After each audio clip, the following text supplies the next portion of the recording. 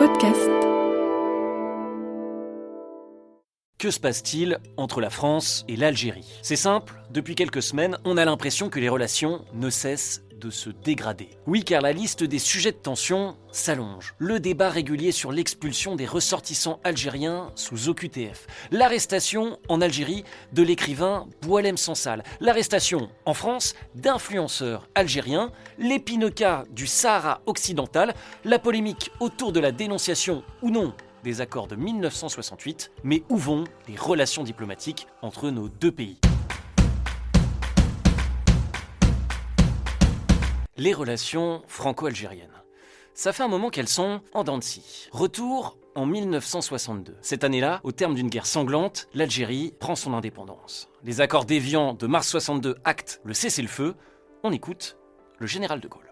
La conclusion du cessez-le-feu en Algérie, la perspective qui s'ouvre sur l'avènement d'une Algérie indépendante, coopérant étroitement avec nous, satisfont la raison de la France. Oui, alors la coopération étroite, ça ne sera pas pour tout de suite. Et oui, après la guerre, après les crimes, et après 132 ans de colonisation, on peut le comprendre, les relations ne sont pas si simples. Néanmoins, Français et Algériens continuent de circuler entre les deux pays. D'autant que dans les années 60, la France est dans ses 30 glorieuses. Elle a besoin de main-d'œuvre, justement, pour favoriser l'immigration économique. Des accords sont passés, les fameux accords de 1968. Et après, il faut attendre quelques années pour que ça se réchauffe. Il y a d'abord la visite officielle en France, en 1973, du ministre des Affaires étrangères, Abdelaziz Bouteflika, une première depuis l'indépendance. Monsieur le ministre, est-ce la relance de la coopération ? J'ai cru comprendre que la coopération n'a jamais été ralentie, que les relations ont été toujours bonnes. Elles pourraient devenir excellentes, avec des perspectives extrêmement ambitieuses d'ailleurs, aussi bien pour la région à laquelle nous appartenons que pour la France et l'Europe. Puis il y a, en 1975, la visite du président Valéry Giscard d'Estaing à Alger. La France historique salue l'Algérie indépendante. En 81, son successeur François Mitterrand veut lui aussi arrondir les angles. La France et l'Algérie sont capables de surmonter et d'assumer les déchirements du passé. Il y a déjà bien longtemps que ces choses auraient dû être dites. En 1983, c'est le président algérien Chadli Benjedid qui est en visite en France, encore une première depuis l'indépendance. Remontée des Champs-Élysées en grande pompe, dépose d'une gerbe sur la tombe du soldat inconnu sous l'Arc de Triomphe, la réconciliation semble enfin scellée. Sauf que non, car les années 90 vont réserver au couple franco-algérien des temps plus sombres. À cette époque, c'est la guerre civile en Algérie. Le gouvernement en place se bat contre différents groupes islamistes, notamment le GIA, le groupe islamique armé, et le conflit va s'exporter sur le sol français. Décembre 94, prise d'otage d'un avion Air France entre Alger et Paris. Juillet 95, explosion d'une bombe dans le RER B à la station Saint-Michel, en plein Paris. Mars 96, cette fois c'est un monastère qui abrite des moines français en Algérie qui est visé. Depuis le 18 avril, on était sans nouvelles des 7 moines français. Nous avons tranché la gorge des 7 moines, affirme le communiqué. Et les relations franco-algériennes vont encore se tendre quand la France émet des doutes sur l'élection à la présidence d'Abdelaziz Bouteflika en 1999, qui ne manque pas de répliquer.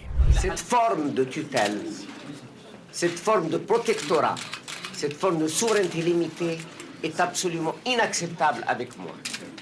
Alors, à partir de 2000, le président Jacques Chirac essaye de recoller les morceaux, en invitant par exemple le président Bouteflika à Paris. À visite exceptionnelle, dispositif protocolaire exceptionnel. Pour recevoir Abdelaziz Bouteflika, Jacques Chirac n'a pas lésiné sur l'apparat.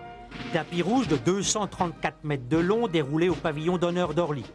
Garde républicaine et les 3 corps d'armée au garde à vous.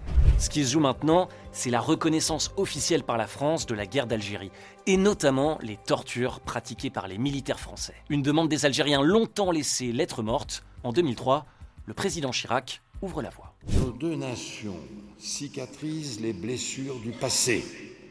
Elles en assument la mémoire. une ère nouvelle s'ouvre.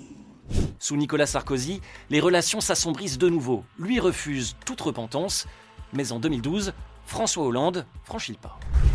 Je reconnais ici les souffrances que la colonisation a infligées au peuple algérien. Nous avons ce devoir de vérité sur la violence, sur les injustices, sur les massacres, sur la torture. C'est la première fois qu'un président français reconnaît la torture. Et Emmanuel Macron va même plus loin en 2017. La colonisation fait partie de l'histoire française. C'est un crime. C'est un crime contre l'humanité, c'est une vraie barbarie. Et ça fait partie de ce passé que nous devons regarder en face, en présentant aussi nos excuses à l'égard de celles et ceux vers lesquels nous avons commis ces gestes. Pourtant, quelques années plus tard, en octobre 2021 cette fois, un nouvel épisode de tension entre Paris et Alger. L'Algérie rappelle pour consultation, je cite, son ambassadeur en France. La décision intervient après l'annonce d'une réduction drastique des visas français accordés aux Algériens. Cette année-là, la France décide de réduire de moitié les visas accordés aux Algériens. Une baisse pour contraindre l'Algérie à délivrer des laissez-passer consulaires, ces fameux documents qui permettent à la France d'expulser de son territoire les ressortissants algériens sous OQTF. La France reproche à l'Algérie de ne pas jouer le jeu en matière de lutte contre l'immigration clandestine, de quoi crisper encore et encore les relations. Et depuis ? Eh bien depuis, le climat semble toujours aussi instable, et même exécrable depuis quelques mois. Mais pourquoi ? Pourquoi ces relations diplomatiques en dents de scie ? Quel est le problème entre la France et l'Algérie ? On en parle dans le Temps de l'Actu. Le Temps de l'Actu, un podcast de l'INA et de l'université Panthéon-Assas, à retrouver sur toutes les plateformes d'écoute.